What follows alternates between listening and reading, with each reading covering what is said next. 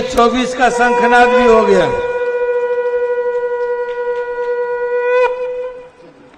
हम राजपूत हैं, हम लड़ते हैं, ताल ठोक के लड़ते हैं और मिलते हैं दिल खोल के मिलते हैं।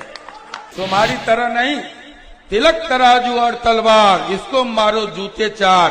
कहा आतंक की महबूबा, मुफ्ती मोहम्मद सईद की बेटी को आतंक की महबूबा, लेकिन जब सरकार बनाने की आई तो तुम्हारे वसूल को देखे हैं। हम अगर स्वाभिमान और वसूल से समझौता कर लेते, मित्र लोग बैठे हुए थे सत्ता में, एक बार कह देते आइए ललन जी मुलाकात कीजिए, जाके कहिए नीतीश जी को, जाके कहिए बीजेपी के जो लोग एनडीए में बैठे हुए हैं, मैं छूट जाता।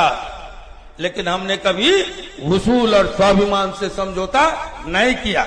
जैसे ही कानून में परिवर्तन हुआ और चेतन आनंद की सगाई के दिन हमारे रिहाई का मैसेज आया 4:30 बजे, उसके पहले सब ठीक जा रहा था, सब अनुकूल था। मेरे घर लोग आकर के कहते थे इन लोगों से कि अब अति हो गया, अब आनंद मोहन जी के साथ अन्याय हो रहा है, अब उनको छूटना चाहिए, छोड़ना चाहिए। उनका परिवार सफर कर रहा है, बच्चे सफर कर रहे हैं, बूढ़ी मां इंतजार कर रही है, छोड़ना चाहिए। एक से एक भावात्मक ट्वीट, भावात्मक ये सोशल मीडिया पर और मीडिया पर हमारे मित्रों ने दिया। लेकिन जैसे ही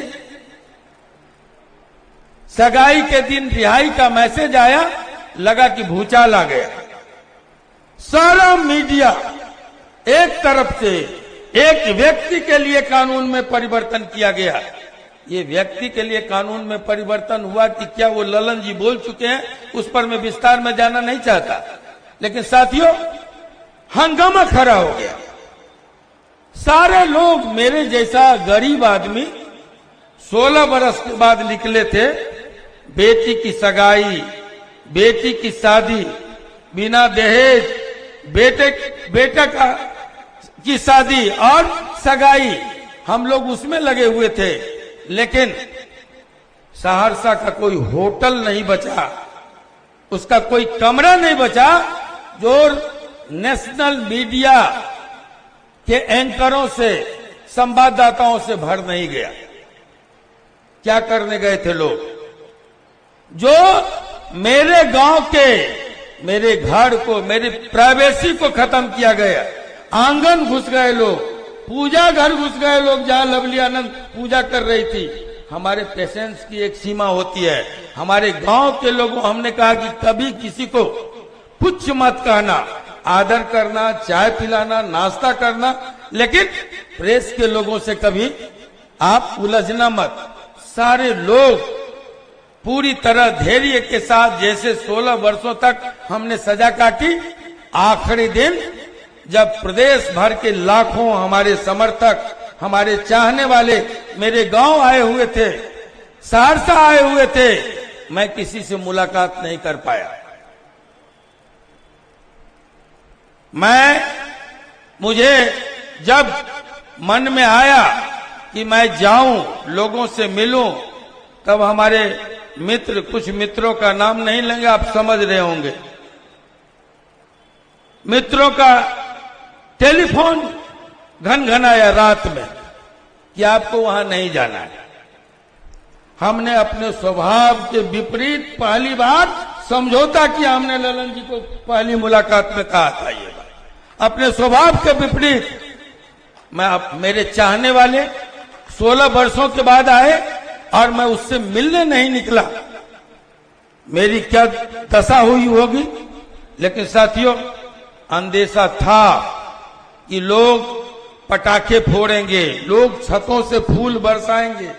ये इन योजनाओं की जानकारी मुझे भी थी और तब कोई न कोई अनहोनी होगी। लाखों लोगों को आप कंट्रोल नहीं कर सकते, उसी में कुछ लोग घुस के और तमाशा करेंगे। आज भी हमें कहा गया था शहर से मत आइएगा, एक बड़का झूठा पार्टी ये सब अफवाहों और साजिशों का मास्टरमाइंड होता है। कोई न कोई बखेड़ा करवा सकता है शहर में। हमको कॉन्फिडेंस था, मुंगेर को हम जानते हैं, लड़कपन से जानते हैं, और मुझे ये भरोसा था कि जब हम जाएंगे तो लोग आशीर्वाद ही देंगे, षड्यंत्र नहीं करेंगे। और मित्रों, मैं शहर होके आया और बड़ी पीसफुल, बड़ी आदर से, बड़ी सम्मान की दृष्टि से हमने देखा कि दोनों तरफ खड़े होकर के लोग आपको भी साधुवाद देते हैं। हम लोग कहीं जाते हैं भाई फंस जाते हैं। अभी आ रहे थे, वहां से चले 50-55 गाड़ी से यहाँ खगड़िया में बोलबम, और 2-3 जगह लोगों ने रोक के सड़क पर और स्वागत किया। इसी बीच में कौन मोटरसाइकिल कहाँ लिंक टूटा, कहाँ लोग छूटे, तो सब पुल पर आकर के मिले घंटों बाद। तो साथियों, आपने एक रूट लगाया और हम लोगों को सुविधा पूर्वक, हमने कहा कि जैसे ही शहर के तरफ मोड़ा, हमने कह दिया 1.5 घंटा फिर बर्बाद। लेकिन हम देख रहे थे घड़ी कि 35 मिनट 40 मिनट में हम लोग मंच पर आ गए। इसके लिए भी आपकी सरकार है, आपको साधुवाद। आपने ये जो व्यवस्था की, नहीं तो हम लोग तो अटक जाते, जहां जाते हैं अटक जाते हैं, जिस शहर में जाते हैं अटक जाते हैं। तो साथियों, हम आप तक पहुंचे, लेकिन मैं कह रहा था कि क्यों ऐसा हुआ। आपने सुना होगा, हम बचपन में सुनते थे वॉशिंग पाउडर निरमा। तो वॉशिंग पाउडर बीजेपी, जो चला जाए दूध का धुला हो जाए। आज कहा गया अतीक अहमद डाउन तो आनंद मोहन कौन? आनंद मोहन वही है जो तुम्हारे पुरखे अटल जी के बगल में बैठते थे। आनंद मोहन वही है जो आडवाणी जी के साथ बैठते थे। आनंद मोहन वही है जो उपराष्ट्रपति बनाने में, योजना बनाने से लेकर वहां तक पहुंचाने में, भैरव सिंह शेखावत जी को उपराष्ट्रपति बनाने में जिनकी योजना होती थी, वो है आनंद मोहन। आनंद मोहन वो है जिसको मुरली मनोहर जोशी जी सम्मान देते थे। आनंद मोहन वो है जिसके हस्ताक्षर से एनडीए का घोषणा पत्र 1999 में जारी होता था। और साथियों, जहां आनंद मोहन बैठते थे, तुम्हारा आज का शीर्ष बौना शीर्ष नेतृत्व जहां हम बैठते थे, वहां खड़ा होने की तुम्हारी हैसियत नहीं थी। वो है आनंद मोहन। जिंदाबाद जिंदाबाद।